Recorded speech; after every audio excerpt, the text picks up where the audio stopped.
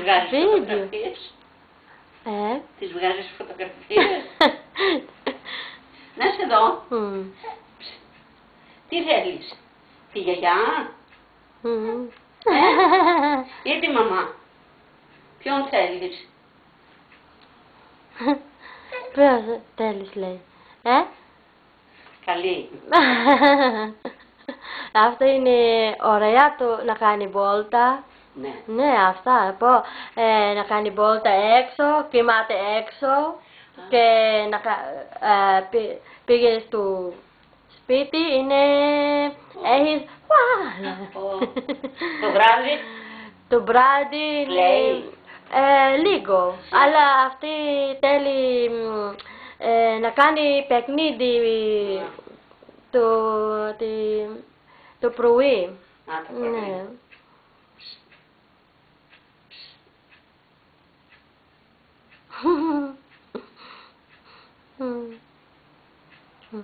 Και αυτή τέτοια. Το άλλο σπίτι. Πού είσαι τώρα? Για να σε δω. Πού είσαι τώρα? Δεν μοιάζει ότι είναι από τις Φιλιππίνες. Καθόλου στο πρόσωπο. Ναι. Τι το πω, Ελλάδα?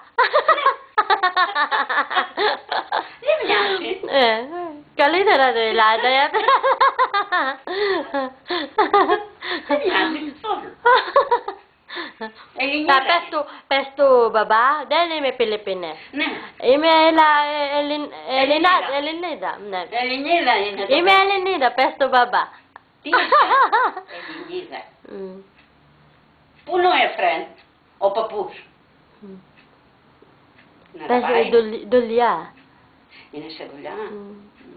Δουλεύει συνέχεια. Να σου πω, την αγαπάει ο Εφρέν? Το παππού, το μπαμπά του πρίncες, σε 5 λεπτά και μετά κλαίει. Το παππού, αγκαλιά και το τέλος παιχνίδι, τέτοια, ναι.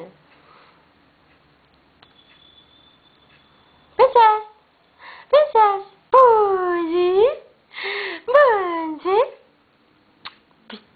Τι λέει, πω και παπούτσια ωραία.